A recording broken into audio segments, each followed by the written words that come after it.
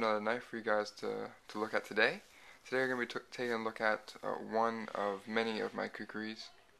I'm going to start rolling out some kukuris and doing some videos on them. I decided against doing a video on my entire collection, and instead I will do individual videos on them. One, just to give you guys more videos to watch, and two, just to be able to spend more time on the individual knives. I think there's a lot to look at. There's definitely a lot of history in the knife, so it's very interesting to spend a lot of time and just look at them in detail. I'm gonna have to run through this one a little bit quickly. I want to talk about some history of the kukri and just some background, and then we can discuss this particular one. So first off, kukri. The kukri was originated in Nepal. It is a knife used in that region a lot, in Nepal and India and Pakistan, and in several others. And there's three different spellings for kukri, depending on the region. It's also called a Gurkha knife. Just very interesting that it has several different spellings and different names. Also, it's both a tool and a weapon. Nepalese people use it as a utility knife every single day. It's also a big part of the Nepalese Army, and the soldier wearing it is said to have bravery and valor. It's definitely a tool or a weapon that's looked at very highly, and it's also used in some wedding ceremonies. The male will carry it as a decorative piece and also as a symbol. So just something interesting about that as well. Alright, let's take a look at the knife. As you can see here, it has a leather scabbard with a bronze cap on the end here. On the back has a little belt loop. Alright, the leather is stitched on there. I'll give you a little close up.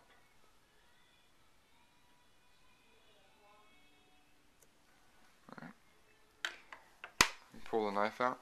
This knife was actually given to me by a friend. I went to Nepal to visit some family, and he knows I like knives, and he was kind enough to bring me one back. And I actually show you it's stamped on the blade here. Made in Nepal in 2007. Just thought it was very cool of him to bring it back. Right. Has a very, very thick piece of steel here, thick spine, and that's very characteristic of kukuris. There's several different thicknesses depending on the style and the specific purpose of the kukri. I believe there's three different thicknesses.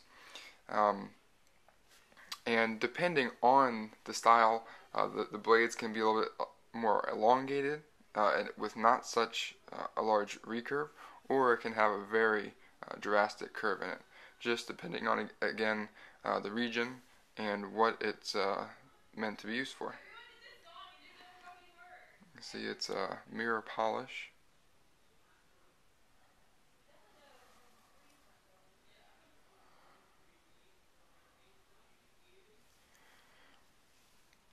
Kukri is probably one of my favorite, if not my favorite, style of knife.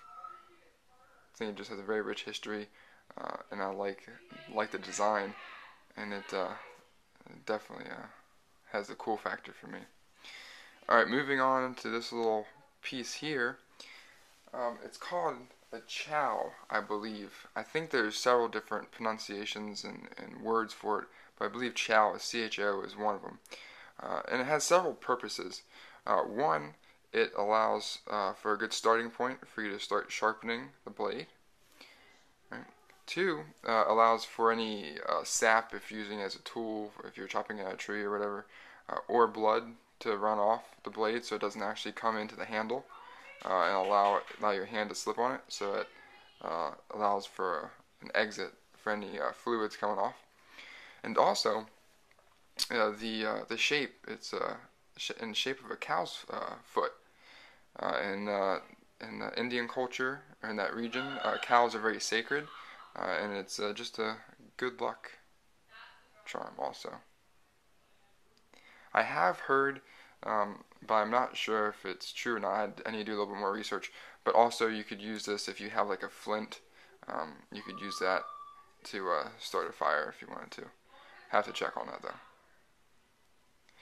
Alright, the handles here can be made of several different things: wood, ivory, horn, even metal, depending on the purpose and then what the person carrying it wants it to be. This happens to be horn. I'm not really sure what type of horn though. You can see the grooves in the handle here, just cut out there. Also, there is brass on the front here and on the pommel. Alright. The handle also swells out here. That's very characteristic of a kukri, and that's meant for, on the draw, allows your hand to actually catch. Alright. So it's just another design of the kukri.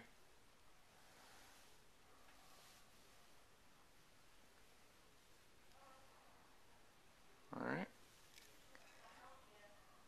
So just a very, now I got fingerprints all over it, but just a very cool knife. Very rich history. Really like it. And put it back in the sheath here. You can also see on the side, it has two smaller blades. Have their own little slot. And got another one in the back here. So that's also very indicative of a kukri. So that's pretty much it. This is just one of the first kukris I wanted to pull out and do a video on.